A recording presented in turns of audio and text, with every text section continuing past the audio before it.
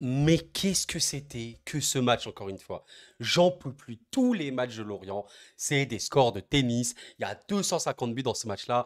Et les Lyonnais, le Lyon est-il mort? Le Lyon a peut-être eu un petit peu d'espoir dans ce match-là, mais comme vous le voyez, le Lyon n'a pas réussi à maintenir le score. Et honnêtement, je voulais quand même faire un débrief sur ce match parce que c'est symptomatique aussi, ça reflète un petit peu ce qu'il en est des 2 équipes. Évidemment, on évoquera Lyon comme Lorient, mais il y a beaucoup de problèmes, il y a beaucoup de choses qui n'ont pas été dans ce match-là. En tout cas, j'espère que vous allez bien. Quand même la petite intro, c'est Koro, je suis très, très heureux de vous retrouver pour parler de Lyon-Lorient et en fait, surtout aussi de la dynamique de ces clubs-là parce que à l'issue de ce match-là, bon, ben, voilà, actuellement, il y a le derby, qui est en train d'être joué. Évidemment, je vais regarder ce match-là et le débrief.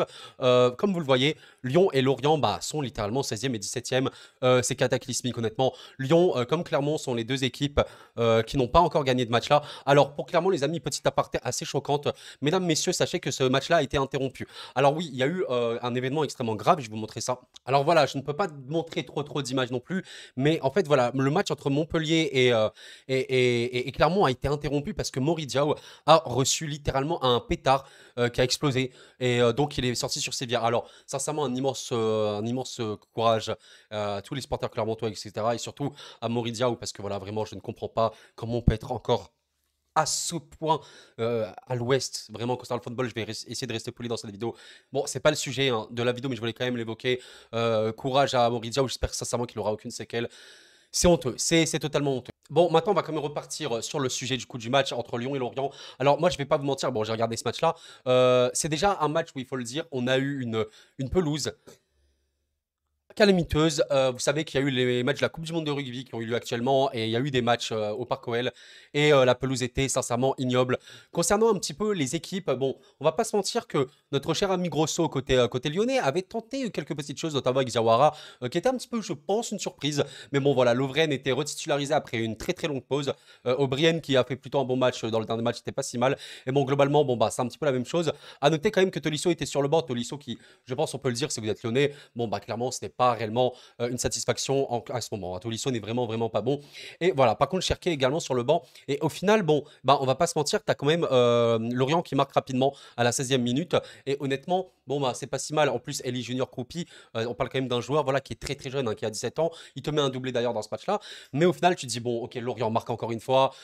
Lyon va encore perdre, c'est pas possible, ce club est maudit, ce club est mauvais, qu'est-ce qui se passe? Et au final, après, bon, bah, t'as Lyon qui met 2 buts rapidement, en 2 minutes, enfin littéralement, parce que voilà, il y a quand même une très grosse erreur du gardien Mvego côté l'orienté, mais qui a fait plutôt un bon match après. Mais bon, c'est vrai que ces erreurs-là, laisser le premier poteau comme ça sans espace, c'est cataclysmique.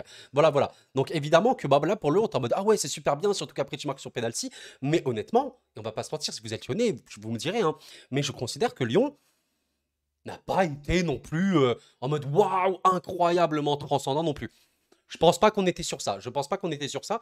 Mais il y avait quand même de petites belles choses. Je pense à Noama qui a bien porté Jefferson. Je comprends pas trop d'avoir retiré. Évidemment, on va évoquer Grosso qui pour moi a fait une gestion de match assez honteuse. Voilà, mais c'était pas si mal. Voilà, la casette qui a été là.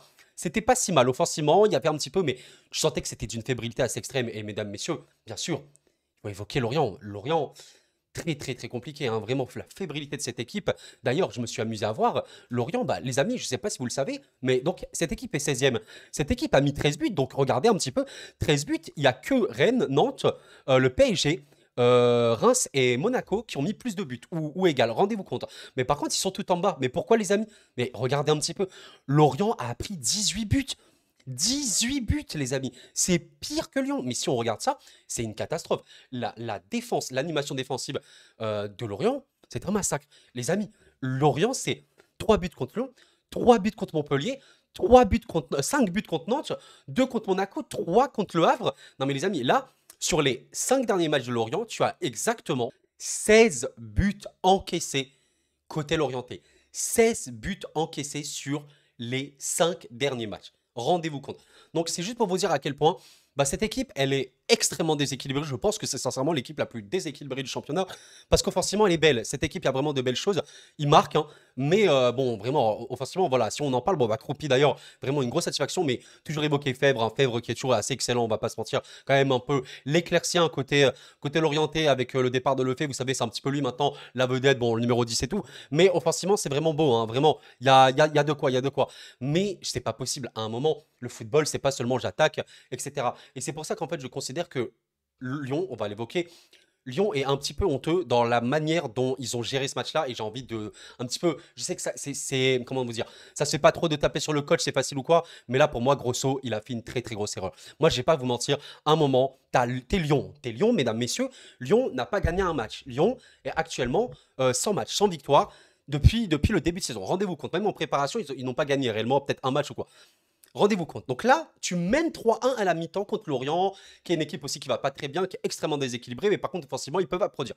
Donc là, tu fais quoi? Là, qu'est-ce que tu fais? Eh bien, selon Grosso, il fallait pas mettre un bloc bas, il fallait pas bien défendre compact, il fallait pas contre-presser à la perte de balle. Et au final, ça a rendu Lyon extrêmement fébrile. Et oui, oui, les amis, Lyon a eu certes quelques petites occasions en seconde période, mais véritablement, Lorient a été beaucoup plus dangereux. Et ben, ça s'est concrétisé par un but à la 54e de Croupi, encore le doublé, et Yongwa qui marque à la 79e. Et ben d'ailleurs, même si Lopez a fait quand même de gros arrêts, ça n'a pas du tout suffi.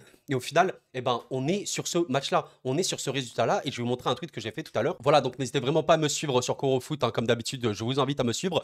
Voilà ce que j'ai dit. La gestion du match de Lyon par Grosso est honteuse, sincèrement. Tolisso rentre alors qu'il n'est plus un joueur de foot performant. Honnêtement, le changement Jeffinho-Tolisso, là les amis, il faut m'expliquer autour d'un café pourquoi ce changement. Voilà, déjà dans Jeffinho sort alors qu'il apporte. Oui, en plus c'est vrai, voilà, il apporte. Certes, c'est peut-être pas, il n'a pas 9 sur 10 sur ce match-là, mais je suis désolé, il déstabilise, il a apporté, et c'est pas si pire. Honnêtement, même dans un Lyon comme ça, il y a eu des belles intentions, ça a vraiment montré. Tu sentais que les joueurs voulaient, ok. Mais donc tu le sors. Cherki rentre en jeu à la 88e. Alors, je sais peut-être qu'il y en a, ils vont dire que j'abuse. Mais Cherki, c'est pas loin d'être le maître à jouer de Lyon. Certes, il est jeune, il est extrêmement frustrant et tout, bien sûr. Mais par contre, c'est un des joueurs qui a. Enfin, c'est le joueur lyonnais qui provoque le plus d'occasions et de dangers offensifs. Surtout en numéro 10. Et il sort, il rentre à la 88e. Je ne comprends pas. Et voilà, en plus de ça, le système n'a pas évolué pour contenir Lorient. Voilà ce que je voulais dire par là, parce que j'avais plus d'espace pour parler. Mais concrètement, pourquoi est-ce qu'il n'a pas décidé, bon, vas-y, on va défendre en double ligne défensive, en double rideau, je sais pas, en 5-4-1 ou un truc comme ça? Non, pas du tout. Lorient était fébrile, Lyon était fébrile, et Lorient en a totalement profité. Et d'ailleurs, j'ai quand même envie d'évoquer le cas de Lovren, qui est quand même très très lent. Lovren, c'est quand même compliqué. Bon, je sens qu'il est aussi vieux, mais il revient de blessure et tout, donc bref, bon, bref. Mais voilà, débrief assez court, on va quand même évoquer Lorient rapidement. Pour moi, c'est un petit peu aussi compliqué parce que Lorient, on va pas se mentir, à un moment, il faut savoir tenir les buts. Et quand tu vois un petit peu les prochains matchs de Lorient, ça fait peur. Les amis, tu affrontes Rennes. Bon, on connaît l'histoire entre Lorient et Rennes. Ensuite, tu affrontes Reims qui est dans une forme exceptionnelle. Lens, j'en parle même pas. Bon, Clermont, à partir de là, Clermont-Metz, voilà, même si c'est pas des matchs simples, hein, mais voilà, vous comprenez ce que je veux dire. Et là, sincèrement, est-ce que Lorient doit s'inquiéter de la Ligue 2? Si défensivement ça suit pas, oui. Sincèrement, oui. Complètement. Par contre, l'OL, et là, les amis, on va finir sur ça. Moi, je suis vraiment inquiet par rapport à Lyon parce que je suis en train de me dire, cette équipe, concrètement, qu'est-ce qui se passe? Là, on a vraiment vu de belles choses. Il y avait des belles intentions. Mais tu as l'impression que c'est juste fébrile. Tu as l'impression qu'en vrai, le niveau est faible. Et vraiment, là, je suis désolé, mais la défaite, j'allais dire, mais le match nul lyonnais est un peu pour Grosso. Grosso n'avait pas à faire ce genre de changement. Grosso avait aussi à changer de tactique et défendre. Parce que voilà, Lyon gagnait ce match-là.